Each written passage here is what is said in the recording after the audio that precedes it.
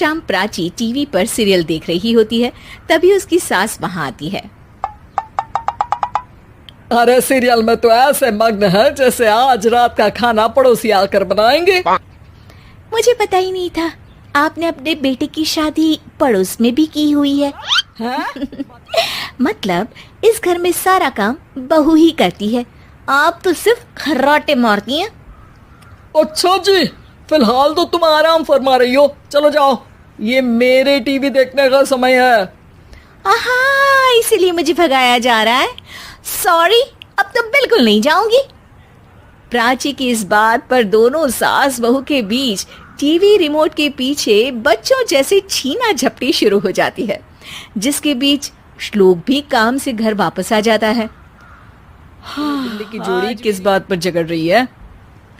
अरे तेरे बीवी मुझे टीवी ही नहीं देखने दे रही। अरे तुम्हारी मम्मी मुझे खाना बनाने के लिए फोर्स कर रही है। अरे वाह, ऐसे बेतुके रीजन पर तो बच्चे भी झगड़ा नहीं करते। अरे मुझे कुछ मत बोल, सब इसने ही शुरू किया है। हाँ हाँ, जैसे आप तो बहुत दूध की धूली है ना। अरे बस दोनों चुप। प्राची जाओ, खाने की तैयारी करो। और माँ तुम छोड़ो, तुम्हें क्या बोलूं, शांति से अपना सीरियल देखो, मुझे दोबारा लड़ने की आवाज सुनाई नहीं देनी चाहिए। ऐसा बोलकर श्लोक जिसके पीछे पीछे प्राची भी कुछ न कुछ बड़बड़ाते हुए रसोई में चली जाती है। हाँ हाँ, सासू जी को तो कुछ बोलेंगे ही नहीं, बस मुझ पर ही हुक्म चलता है, खाना बनाओ, जैसे मैं इनके घर में खाना बनाने के लिए आई हूँ।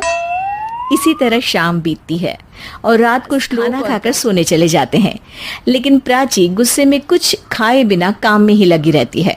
इस घर में किसी को घंटा फिक्र नहीं पड़ता, मैं खाऊं या भूखी रहूं।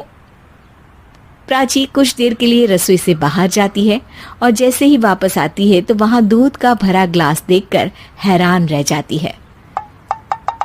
फिक्र पूरी है, बस प्राची दूध पीकर सोने चली जाती है और अगली सुबह एक बार फिर सास बहू का कार्टून नेटवर्क स्टार्ट हो जाता है। ये तुमने ही किया है। अरे अजीब जबरदस्ती है, मैं बोल रही हूँ मैंने कुछ नहीं किया। दोनों ने मिलकर पूरे घर को पागल खाना बनाया हुआ है। यहाँ कोई नॉर्मल इंसान तो रह ही नहीं सकता, इसीलिए अब पड़ोसी क्या रिश्तेदार भी घर आने से कतराते हैं। और सुन बेटे, तू भी चंगा, बीवी भी चंगी, रिश्तेदार।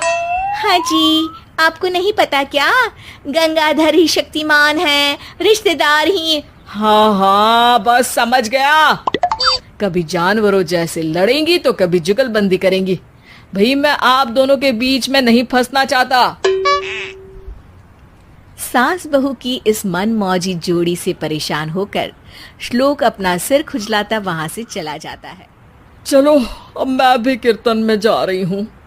इस पर जैसे ही सास कमरे में अपना पर्स लेने जाती है तो वहां नाश्ते की प्लेट रखी देख मुस्कुराने लगती है और नाश्ता करके घर से बाहर निकलते हुए कुछ पैसे, जिसके कुछ देर बाद सिलेंडर वाला घर आता है। ओ मोरी मैया, मैं सिलेंडर के बारे में तो बिल्कुल भूल ही गई थी। घर खर्च के सारे पैसे भी मम्मी के पास है और श्लोक से बोला तो उल्टा 4 बात सुनाएंगे। प्राची ये सोच ही रही होती है कि अचानक उसका चेहरा चमक उठता है और वो घर में आकर इधर उधर देखने लगती है। तभी उसकी नजर टेबल पर रखे पैसों पर पड़ती है, जिन्हें वो सिलेंडर वाले को दे देती है। ये सब श्लोक देख लेता है।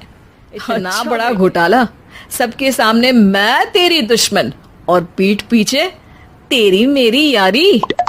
इस पर श्लोक एक प्लान बनाता है और शाम को सब एक साथ बैठे होने पर बोलने लगता है। माँ, तुम दोनों की बहुत लड़ाई होती है, इसलिए मैं सोच रहा हूँ कि प्राची को उसके घर छोड़ाऊं, इससे वो भी खुश रहेगी और तुम भी। अचानक श्लोक की ये बात सुनकर सास बहू शौक से उसकी तरफ देखती हैं।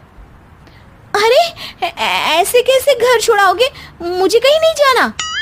अरे तुमने बोला नहीं पर मैंने सुन लिया, तुम्हें मम्मी के साथ रहना अच्छा नहीं लगता, मुझे पता है।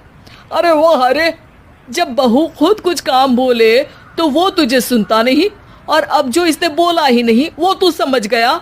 जब उसे नहीं जाना तो फिर जबरदस्ती क्यों कर रहा है? अच्छा, फिर आपको मौसी के घर छोड़ाता हूँ। बस अब आप दोनों एक घर में एक छत के नीचे नहीं रह सकती। मैं इस टॉम एंड जेरी की जोड़ी को और नहीं झेल सकता। है? ऐसे कैसे नहीं रह सकते? तुम्हें इतनी दिक्कत है तो तुम्हारा बोरिया बिस्तर पैक कर देती हूँ, लेकिन मम्मी जी कहीं नहीं जाएंगी। बिल्कुल यही सुनना था मुझे। अगर दोनों में इतना ही प्यार है फिर हर वक्त ये लड़ाई का नाटक क्यों करती हो? देखा मैंने कैसे माँ किचन में दूध रखती है और तुम उनके लिए कमरे में नाश्ता रखती हो, और कैसे वो पहले ही तुम्हारी दिक्कत समझकर घर में पैसे रखकर बाहर जाती है। अरे भाई, इतना ड्रामा तो डेली सोप में भी नहीं होता जितना तुम दोनों ने इस घर में फैलाया हुआ है।